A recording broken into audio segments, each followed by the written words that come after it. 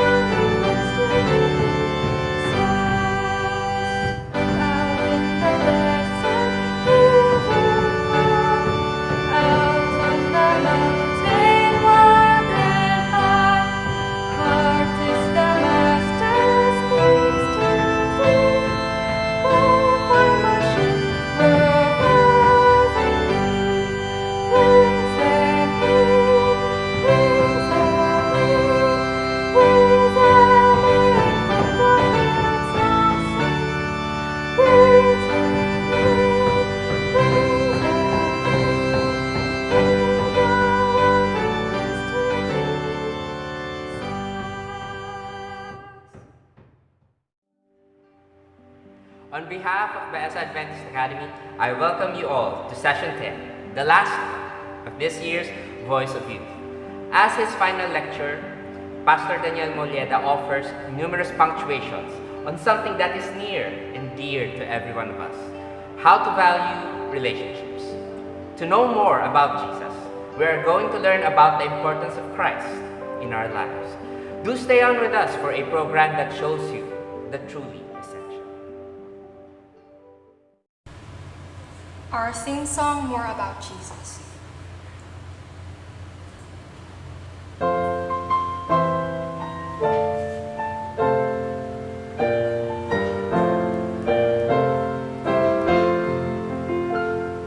More about Jesus would I know, more of His grace to others show, more of His saving fully seen, more of His love who died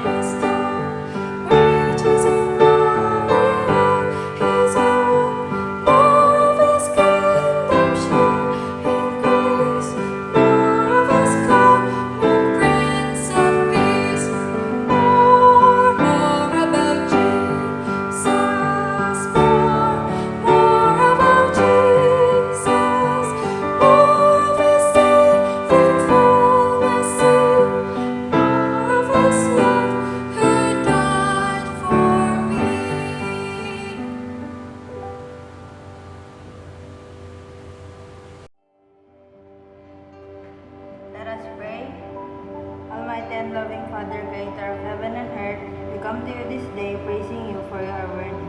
We thank you for guiding and blessing us each day. We pray that this VOY program will help us internalize your words so that we can apply them to our daily lives. We humbly ask for your guidance to the speaker and participants as they fulfill their parts. As we worship and learn about you, may your Holy Spirit be with us and may we learn a lot of things. May you clean our hearts and minds and forgive us for all of our sins. This is all we ask. In Christ's name we pray. Amen.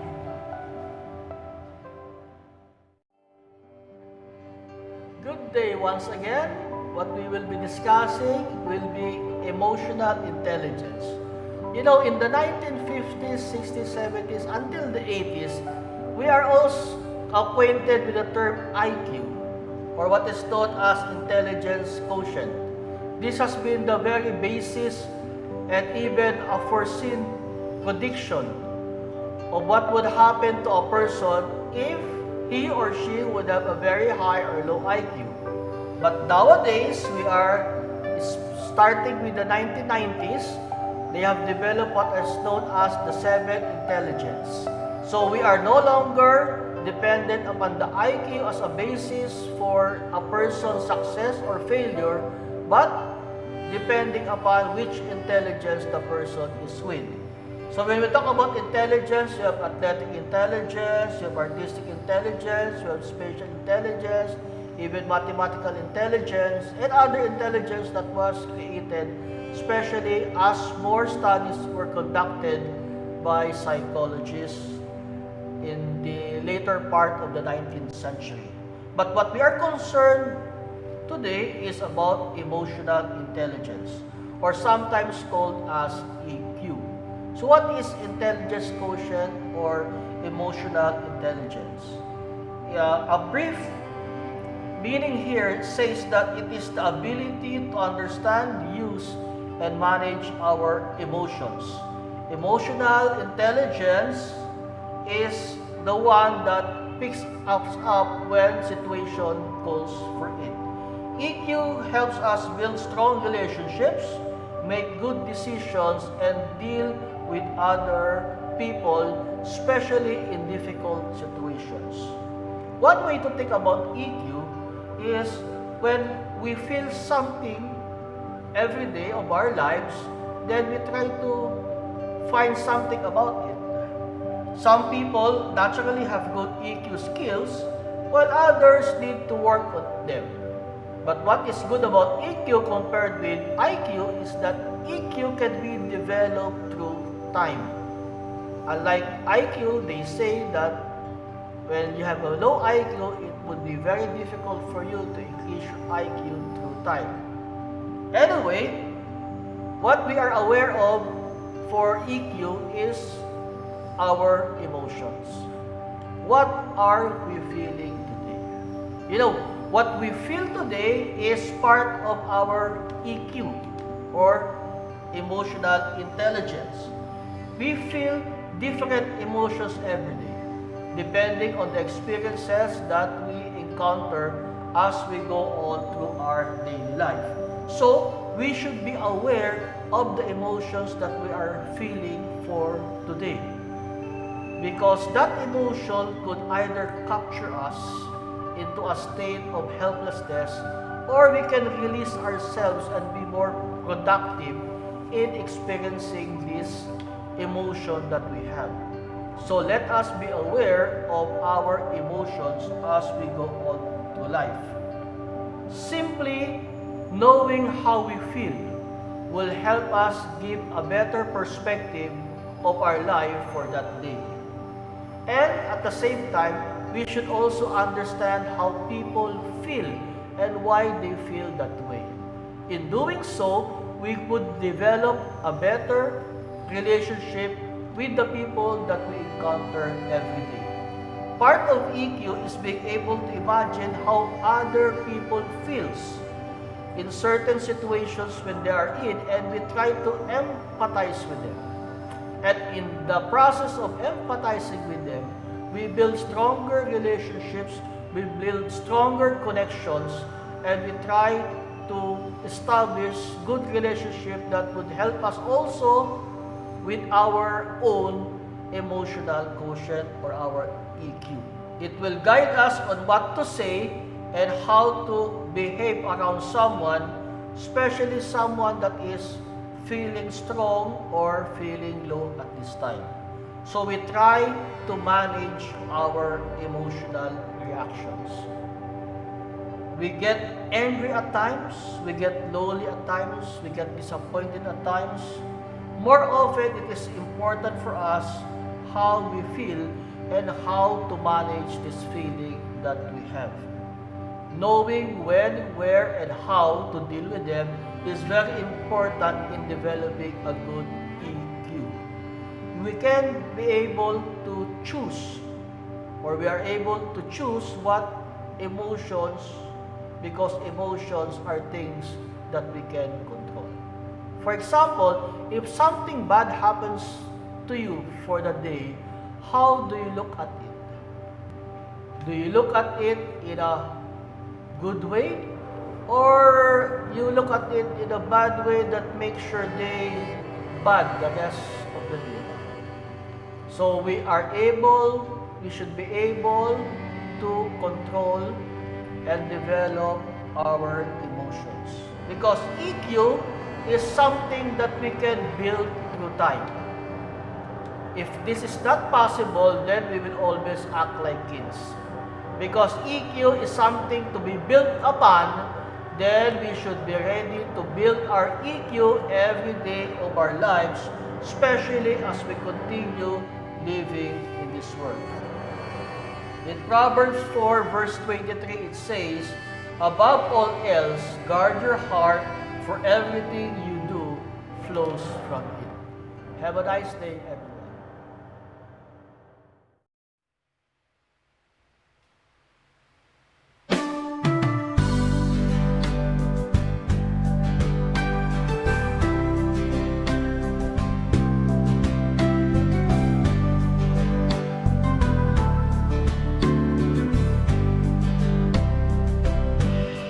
I'm only human, and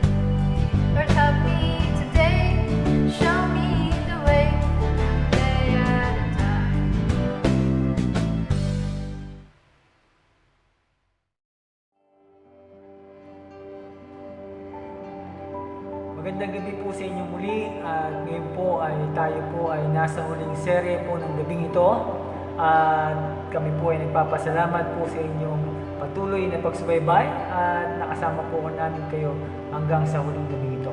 So ngayon po ay tayo po muli ay mag-aaral ng isa pong paksa na nais ko pong dalhin sa inyo na napakahalaga sa bawat isa. Na minsan ito po ay nababaliwala at gusto ko ibigay sa inyo ng pinakamahalaga sa paraan po ito. So, ang ating pong pag-aaral ngayon ay pinamagatan How to Value Relationship. So, ito po isang paraan na kailanman sa panahon natin ngayon. Ang sabi nga ng isang kaibigan, ang uso raw ngayon ay ang paraan ng tinatawag na instant. At ang delikado naman doon ay yung pong kaakibat po noon na tinatawag na disposable. So yun po yung mahirap. Pero ngayon po ay papahalagahan po natin ang bagay na relasyon na minsan ay akala natin instant pero pag nasa Panginoon po tayo, ito po ay kailangan merong paraan ng pagtagal. Okay? So ang makikita po natin ngayon sa gabing ito ay yung importansya ng relasyon at ito po yung importansya na ito po yung nagmumula lamang sa cross. The importance of the cross. Pag nakita po natin ang halaga po ito sa buhay ng bawat isa at sa buhay po natin, makikita po natin ang relasyon ito ay napakahalaga pala. Pag ito po yung nasimulan po natin sa buhay natin, lalo po yung relasyon na meron po tayo sa ating Panginoon sa cross ng Kalbaryo na sinimulan niya at ibinigay po sa atin. Unang-una, siya ang gumawa po ito, relasyon ito. Siya po ang nag-initiate para po sa atin. Yung po ay tinatawag niyo po sa John 3:16 na palagi po natin nakikita na for God so loved the world that He gave His only begotten Son, that whosoever believe in Him should not perish but have everlasting life. Ito po ang pag-ibig na kailanman na binigay sa atin na unang-una ng ating Panginoon. So, tingnan po natin ang kahalagahan po ng relasyon sa pamamagitan ng cross. So, kung titingnan po natin, ito po ay kabutihan. Ang sabi po ng Panginoon ay kailangan po daw nating pasanin ang ating mga cross. Yung mga cross na madalas na nakikita po natin at yung cross na ang akala po natin ay napakabigat dahil ang iniisip po natin yung po ay mga problema sa buhay natin. Pero yung cross po yun ay pasanin ng Diyos. Sabi nga po sa Matthew 11:28, kung sino mang napapagalan na lubha ay lumapit sa akin at bibigyan ko kayo at ng kapahingahan. Dahil ang aking pamatok ay magaan at ang sino man tumanggap nito ay magkakaroon ng kanilumaan. So yun po yung pag-asa na nais ng Diyos sa atin. Yung kanyang cross na inaalok sa atin. Na kailanman ay hindi po natin madalas nakikita. Dahil akala po natin yung cross po yun ay napakabigat para sa atin. So, tingnan po natin. Sabi po ito, take up your cross. Are you willing to follow Jesus Christ at all costs? Ito po yung isang paraan na nais at hamon sa atin ng Diyos. Kung ang nais natin sa buhay nito na pahalagahan, pag tayo po kasi ay nagmahal, kailangan po yung po ay sa kabuuan ng buhay natin. Sa anumang mga dahilan, kailangan yung pag-ibig na yun ay kailangan natin ipaglaban. Yung relasyon yun ay kailangan po natin, anuman ang pagdaanan po natin, mananatili po tayo sa relasyon yun. Lalo-lalo na sa relasyon na meron tayo sa ating Panginoon. Before you were born, God chose you and called you by His marvelous grace. Ito po yung gusto ko pong dalhin sa inyo. Sabi po sa Galatians 1:15, ipakita ang kahalagahan ng pag-aaral po natin ngayon. Iisa-isahin ko po para makita natin at makita natin ang kahalagahan po ito sa paraan po ng simula sa karanasan ng buhay natin bago pa tayo dalangin ng Diyos. Kung paano siya nagpatnubay, kung paano yung relasyon yun, ang pag-ibig niya sa atin ay inantabayanan po tayo simula ng silang tayo sa sanlibutan. Sa pasimula na tayo isilang sa kanyang biyaya, ay tinawag, hinubog po tayo ng ating Panginoon. Ang sabi nga po ni Jeremiah, "Before I formed you in the womb, I knew you. Before you were born, I set you apart." So, titingnan po natin, ito po isang paraan ni Jeremiah. Ang sabi ni Jeremiah sa kanya pong paraan, nung siya po'y bago isilang, kilala na siya ng Diyos. At siya ay itinalaga na bilang isang propeta ng Diyos sa mahabang panahon. So, nangangahulugan na ang Diyos kailanman ay may paraan na concern niya sa atin, hindi pa man tayo sinisilang. Dahil alam niya na tayo ay balang araw lalabas sa mundong ito para makita at makakilala ng Diyos na totoo. Sana ay ganun din po tayo kay Jeremiah. Tingnan po natin ang sabi po rito ni Haring David. "Before you were born, He knew you." Ang sabi niya sa Psalms 139, 13 and 16, "You created the deepest part of my being. You put me together inside my mother's body. How you made me is amazing and wonderful. I praise you for that. What you have done is wonderful. I know that very well." So, si Haring David ay nagpapatotoo rin na sa kanya po buhay ay alam niya na ang Diyos ay kay siya ay nilalang at yung po ay purposely talagang nilaan siya para maging hari. Nilaan siya sa panahon ng kanyang buhay ay nahanda na ng Diyos kung paano po ipinapakita na ang kanyang pag-ibig sa atin, ang pag-ibig ng Diyos, ang kanyang relasyon ay kailanman nagsimula bago pa tayo isilang sa mundo ito. Tayo pinapatnubayan niya na. Kaya po ganito, kabuti ang relasyon na nais ko pong dalhin sa inyo.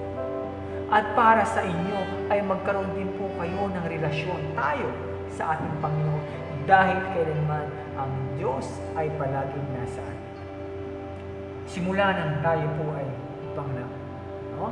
Bago pa ipanganak at nung ipinanganak na, titignan po niya sa larawan na si Kristo mismo ay kumakarga sa paraan ng panahon ng lahat ng mga sanggol ay itinatalaga sa Panginoon. Yun po ay isang paraan at tanda na ang Diyos ay kasama na natin simula pa sa ating buhay. Nung habang tayo lumalaki, ang Diyos ay pumapatnubay sa atin. Alam niya ang ating pong mga pinagdaraanan. Alam niya ang ating pong mga panahon. At kahit na tayo ay nagiging lumalaki, at sa panahon na tayo po ay nagbibinata, siya po ay pumapatnubay sa atin. Ginagabayan po tayo. At lalo na sa ating panahon ng kabataan. Ang Diyos ay nangungusap. Palagi po tayo gusto niyang makaulaya sa paraan na lahat ng gusto mo, lahat ng mga siya na meron pong pangyayari sa iyo. Katuwaan man, kalungkutan man, nais ng Diyos na pakinggan ang mga bagay niya. Tulad na ipakita niya sa atin na siya ay kasama natin. At kahit po tayo tumanda, at kahit tayo mawalan ng kaisipan, ang tawag po ng mga karamihan, nakakalimot na pag tumatanda. Pero ang Diyos ay pumapatnubay sa atin. Sa litrato po ito, makikita po ninyo, kahit po ang isang matanda ay iniiwan na ng marami. Ano po sa ibang bansa, ang kanilang mga magulang pag nag-edad na ay dinahatid na nila sa home for the aged. At sila na ang halaga, ang isang orphanage na gano'n. Pero ang Diyos kailanman, simula sa pagkabata hanggang pagtanda natin, ang Diyos ay nag-aaruga sa bawat isa sa atin at hindi tayo nababayaan. Kung sa atin minsan, makakita po tayo ng mga anak na ayaw nang kausapin, ayaw nang dalawin ang mga magulang. Pero ang Diyos sa buhay natin ay patuloy na pumapatubay, patuloy na nag-aalaga sa bawat isa sa atin. Kaya kung titignan po natin, tayo po ay kinikilala ng Diyos sa buhay natin. Kaya po, sa ating ding paraan, kailangan din po natin kilalanin ang Diyos. Hindi lamang sa paraan ng intellectual na paraan, ng kaisipan. Just to agree intellectual that Jesus Christ is the Son of God and that He died on the cross for our sins is not good. So, hindi po yung paraan lang para makita natin ang magkaroon tayo ng relasyon sa Kanya pag tayo nagbabasa ng Biblia at dahil alam na natin, memorize yung mga talata sa Biblia at alam natin na tayo tinatawag ng Diyos. Hindi po lamang ganoon ang gusto na at nais ng Diyos sa atin. Gusto na ng Diyos ni Jesus na mas malalim na paraan na relasyon para sa Kanya. Ganun po kasidhi ang pag-ibig ng Diyos na tayo po ay gusto niya makasama, magkaroon ng malalim na relasyon sa bawat isa sa atin. Kung titingnan po natin sa mga litrato kong ito binipresent ko, nakikipag-ugnayan ng Diyos. Kung ang iniisip natin wala nang nagmamalasakit sa atin, wala nang nagmamahal sa atin, sabi, nobody cares about me. Pero ang Diyos, ang sabi niya, I care about you. At isa pa, kung sabi natin sa buhay natin bilang isang kabataan, Lord, I am so weak and alone. And the Lord will answer, my child, you have me. I am your strength and your friend. Ganun po ang Diyos. Nais niya para sa ating palagi. At sasabihin niya, you are always on my mind. Ang Diyos ay napakabuti. Palagi niya po tayong iniisip. Kung ano man ang mga problema, ang Diyos ay laging concerned sa bawat isa. Laman tayo ng isipan ng Diyos. Tandaan po natin. At ang sabi ng Diyos, at ang nais ng Diyos, minsan sa buhay natin, may mga pagkukulang, pagkakamali tayo. At sabi niya, when you're feeling down, don't forget to look up.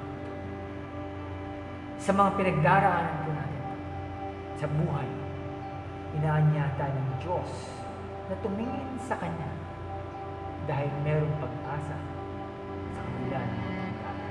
Ganun po kahalaga po tayo sa Diyos. Tumingin lang tayo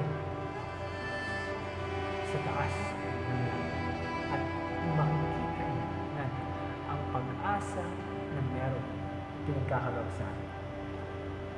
At sasabihin niya, minsan sa ating buhay, nagkamali tayo. At minsan ay nagkulang tayo. At sasabihin sa atin ng Diyos, dahil mahal niya tayo, try again this time with me. Minsan kasi sa buhay natin, lahat ay nagpupursige tayo, nagsusumikap na hindi at minsan nakakalimutan natin kasama ang Diyos. Kaya tayo aanyahan niya, try again this time with me. Yun ang alok, paanyaya ng Diyos sa atin. Para makita natin ang pagsusumikap natin na kasama ang Diyos sa pagkakataon kasama natin ay may tagumpay. At sasabihin niya, I will be with you every step of the way. Don't worry. Sa lahat ng pinagdaraan, kasama natin ang Diyos. Ganun ang gusto niya ang relasyon para sa atin. Huwag tayong mag-alala. At sasabihin niya sa atin, ang nais lamang niya, siya ang pumili sa atin. You didn't choose God. God chose you. Minsan sa buhay natin, napapalimutan. Pero ang Diyos, pilit tayo hinabot. Pilit niya tayong pinipili sa karamihan na kung wala mang ibang pipili sa atin, ang Diyos ay pipiliin tayo. Dahil tayo ay importante, mahalaga sa Kanya. Kahit tayo isa na pinaayawan ang sanlibutan. Kahit tayo lahat kinamumuhian ng mga kaibigan natin, ang Diyos ay mahal tayo at nais na magkaroon tayo ng relasyon sa Kanya. Kaya ang tanong, yun po, meron po nakikita tayo mga litrato na ang Diyos ay kumakaroon sa pintuan. Yung pintuan po yun sa labas, makikita po niyo, wala pong door na. Sabi po ng artist. Kasi po, gusto niya ipahiwatig na ang doorknob na yun ay nasa loob dahil hinihintay tayo ng ating Panginoon at sa ating willingness na buksan, imbitahan ng Diyos sa relasyon na nais niyang ipagkaloob sa atin, ay nasa atin ang pagpili, desisyon na tanggapin niya. Sabi niya, will you let me in? Sana, papasukin natin ang Diyos sa pagkakataon ito. Gusto ko pong magbigay at makita ng isang video. Ito po siguro ay na nakikita na po natin. Nadadaanan po natin. Yung tinatawag po na The Father's Love Letter. Gusto ko ipakita po sa inyo sa ating video. Nawa, habang pinapakinggan natin, habang pinanonood, muli-mulihin po natin ang pangungusap ng Diyos sa bawat talata ng Biblia na ibinanggit niya. Ang katotohanan, mahal tayo ng Diyos. Pakinggan po natin.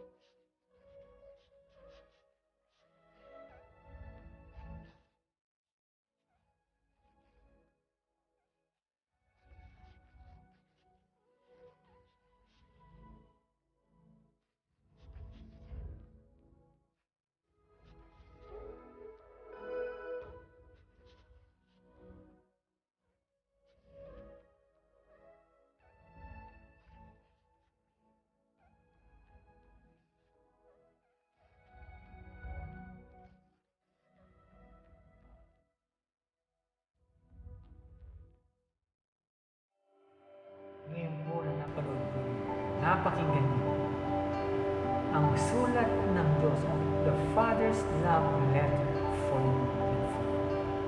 Kung paano tunay nga sa bawat panahon ng ating buhay, sa bawat yugto ng ating ang Diyos ay nandiyan. Ang Diyos kailanman ay hindi nagpabayas, hindi tayo iniwan sa lahat ng panahon. Kung paano niya, gusto niya na ang relasyon, gusto niya na maramdaman din, maibalik natin sa Kanya. Ay sana tanggapin natin. At sa pagtanggap natin, ay ibigay natin sa ating Panginoon ang pag-ibig na gusto niya, nais niyang maramdaman sa bawat isa sa atin. Nawa, kapatid, kaibigan, huwag mong ipagkait sa ating Panginoon Jesus ang mahalin siya at magkaroon ng relasyon ng mahabang buhay sa Kanya. Pagpalain tayo ng Diyos.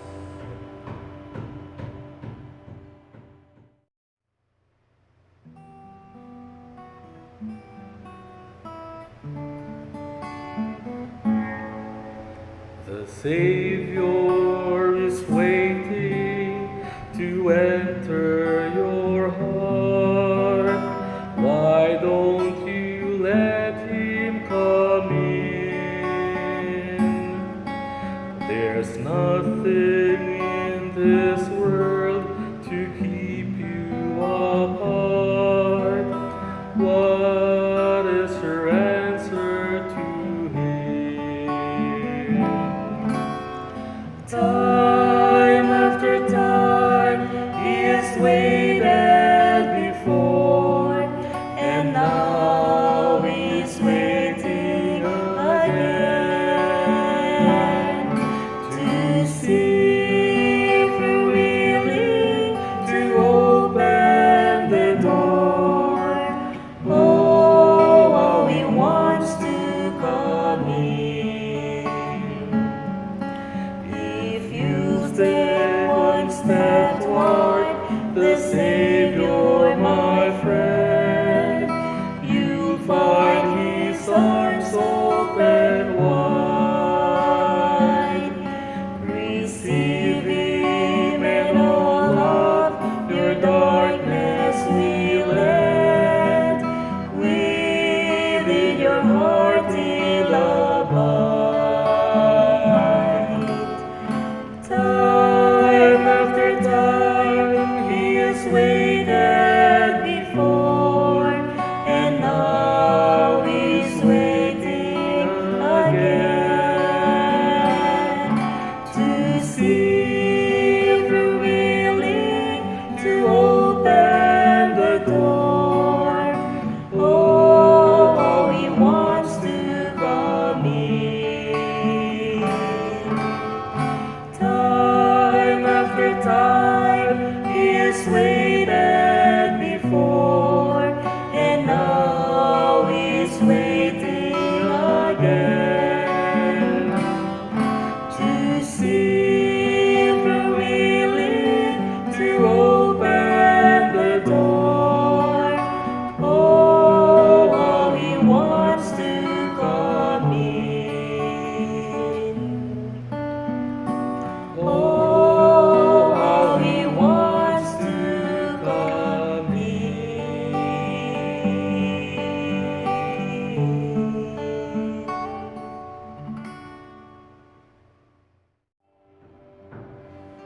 Tayo po ay manalangin.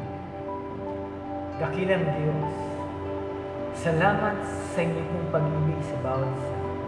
Salamat sa unang paraan na kayo po ang nagdulot po nito sa bawat isa. Kayo po ang unang nagmahal sa amin. Ang nais lamang po ninyo ay suklian po namin ang inyong pong pagmamahal. Ang inyong pong relasyon na matagal na niyo po ipinakita at pinaramdam sa bawat isa. Diyos, nawa sa amin po, mga kaibigan, mga kapatid, mga kasama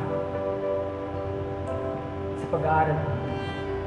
Ipuin ninyo ang kanilang mga puso at isipan at tanggapin ang inyong pumalok na pagmamahal at relasyon na magkaroon po sila sa inyo. Kung sila man po ay nagnanais na magpasakop sa inyo sa paraan po ng pagbabautismo, at ito po ay isang simbolo at pagpapakita ng pagmamahal at pagtanggap sa inyo. O Diyos, tanggapin niyo po ang mga kabataan, ang mga kapatid po namin na lumalapit po sa inyo at nagdidesisyon ng kanilang buhay o tatalaga sa inyo sa paraan ng bautismo. Pagpalain niyo po ang mga kapatid at niyo pong bendisyon nawain kamtan ng bawat isa. Pagpalain po kami sa inyo sa pangalan ni Jesus.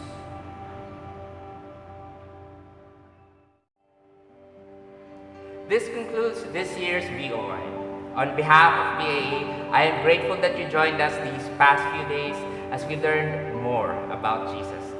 Even though it's the end, I still encourage those who have questions or comments about today's topic, or if you are interested in a Bible study, please message us at the official page of Baez Adventist Academy on Facebook or the link that will be flashed later. We are always eager to hear from the viewers. I hope you felt blessed, and may you be a blessing to others.